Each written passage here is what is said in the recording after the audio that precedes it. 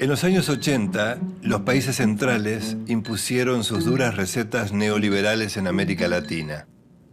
Pero hacia finales de siglo, esas medidas comenzaron a mostrar sus fisuras. Las economías de los países emergentes se desmoronaron y quebraron. Las industrias nacionales generaron desocupación y marginalidad. En ese contexto de crisis volvió a sonar con fuerza el nombre de un economista olvidado hacía tiempo, John Maynard Keynes, para muchos el economista más importante del siglo XX.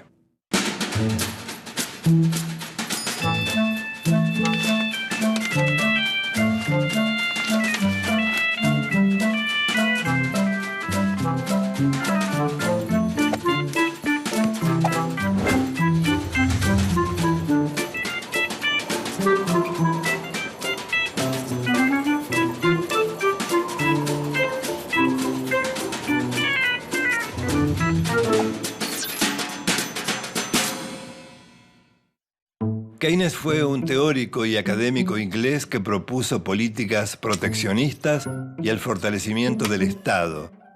Sus teorías dominaron la economía entre los años 1930 y 1970. Keynes sostiene que el mercado no se regula por sí mismo, sino que necesita la intervención del Estado. Propone políticas de fomento del trabajo, redistribución de ingresos, subsidios y seguros de desempleo. Esa imagen de Estado presente se traduce luego en el concepto Estado de bienestar, también llamado Estado benefactor. Provee y garantiza los derechos de salario, salud y educación a la totalidad de los habitantes de un país. Sus postulados, que tuvieron éxito en las primeras crisis del capitalismo, se mostraron también vigentes y reaparecieron con fuerza tras la crisis del neoliberalismo. John Maynard Keynes nació en la ciudad de Cambridge, Inglaterra, en una familia acomodada de alto nivel cultural. Pasó por las mejores escuelas británicas, donde estudió matemática, estadística y economía. Transcurrió gran parte de su vida entre las aulas universitarias y puestos públicos. Fue un brillante teórico con un gran sentido práctico y le tocó atravesar las grandes crisis del capitalismo de la primera mitad del siglo XX. Keynes propuso soluciones concretas a los conflictos económicos de un capitalismo de posguerra que estaba sumido en la depresión económica y la desocupación generalizada. Las teorías económicas de Keynes surgieron de la experiencia práctica de tres momentos claves del siglo XX. Tanto la Primera como la Segunda Guerra Mundial generaron enormes deudas a los países vencidos. Entre estos dos acontecimientos se produjo la caída de la Bolsa de Nueva York, que dio comienzo a la Gran Depresión de los años 30. En esos momentos, Keynes propuso soluciones que se oponían radicalmente a la tradición liberal, dominante durante 150 años. El liberal Adam Smith, considerado el fundador de la economía moderna, afirmaba que si se dejaba actuar libremente a comerciantes, industriales y bancos, el mercado tendía a equilibrarse. Según el liberalismo, la producción de bienes y servicios y el mercado laboral se regulan por el libre juego de la oferta y la demanda, sin necesidad de ninguna intervención. Habría una suerte de mano invisible del mercado encargada de regular toda la economía, sin intervención alguna de ningún otro factor. Después de la Primera Guerra Mundial, Inglaterra, la economía más grande del mundo, entró en crisis. Esa recesión produjo una aguda caída de los salarios y de los precios. La solución liberal ante el gran desempleo fue reducir los salarios. El gobierno británico además aumentó los impuestos y redujo las obras públicas. También eliminó el seguro de desempleo. La crisis no se detuvo. La moneda inglesa sufrió una devaluación del 26%. El desempleo en Gran Bretaña llegó al 22% y en Alemania y Estados Unidos fue mayor. Ante esta situación, Keynes propuso que el Estado tomara el control de la economía, pero sus propuestas no fueron aceptadas por la ortodoxia liberal. A comienzos de los años 30, en el llamado Viernes Negro, la bolsa de Wall Street se desplomó. La consecuencia directa fueron 13 millones de desocupados. En este contexto asumió la presidencia de Estados Unidos Franklin Roosevelt. El nuevo presidente puso en práctica una serie de medidas propuestas por Keynes. Básicamente, el Estado debía intervenir para garantizar depósitos bancarios y crear un programa de desempleo. En esos años, Keynes dio a conocer su teoría para estimular la economía en épocas de crisis. Su pensamiento revolucionó las ideas vigentes y escandalizó a los economistas ortodoxos. Afirmaba que el libre juego entre oferta y demanda no produce por sí solo el pleno empleo. El Estado debía intervenir en las políticas económicas. La palanca para mover la economía es el presupuesto del Estado, o sea, lo que se llama política fiscal.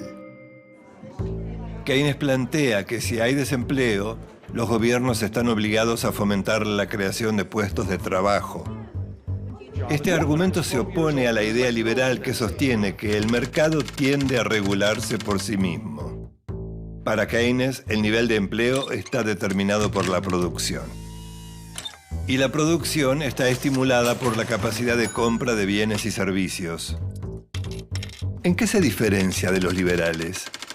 Para Keynes no hay una fuerza automática que garantice el juego entre producción, consumo y empleo.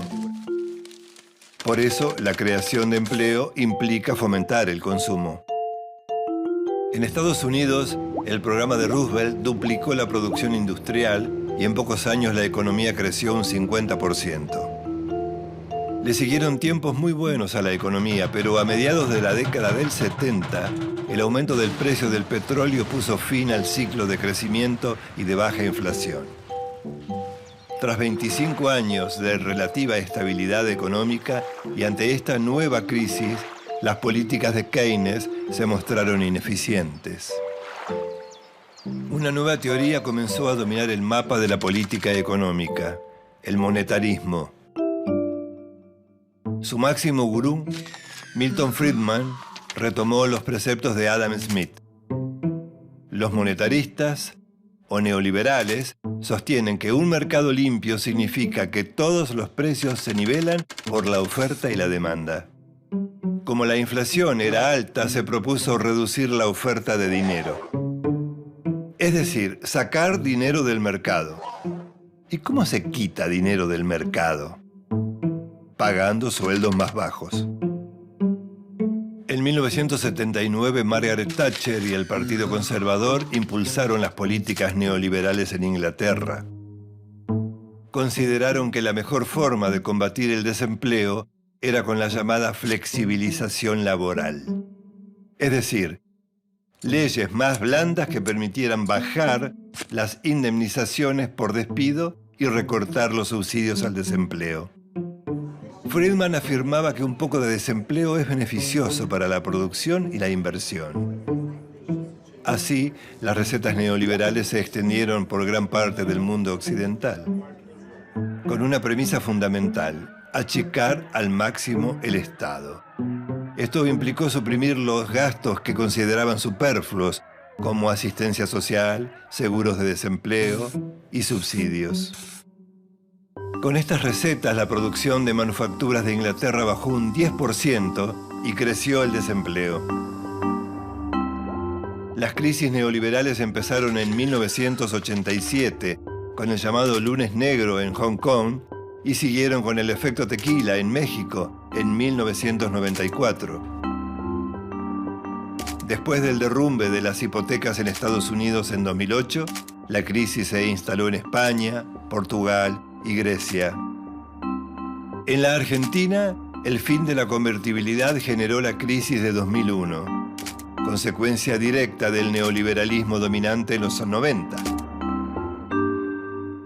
En ese momento, la Argentina seguida por otros gobiernos populares de la región, volvió a Keynes. La idea principal fue reforzar la presencia del Estado para proteger a los sectores más vulnerables. Entre otras medidas, la asignación universal por hijo, la actualización automática de las jubilaciones, la incorporación de trabajadores informales al sistema previsional y las negociaciones salariales lograron una rápida recuperación económica y una reconstrucción del tejido social deteriorado por la economía liberal. Esas políticas permitieron sostener y garantizar la demanda y salir de la depresión. A más de medio siglo de su muerte, en 1946, Keynes sigue siendo reconocido como el teórico del estado de bienestar. Cada vez que el capitalismo muestra sus fisuras, el nombre de Keynes reaparece como la alternativa aliviadora. Gracias a su prédica, el capitalismo pudo mostrar su lado humano y la ciencia económica resolver los problemas del hombre de la calle.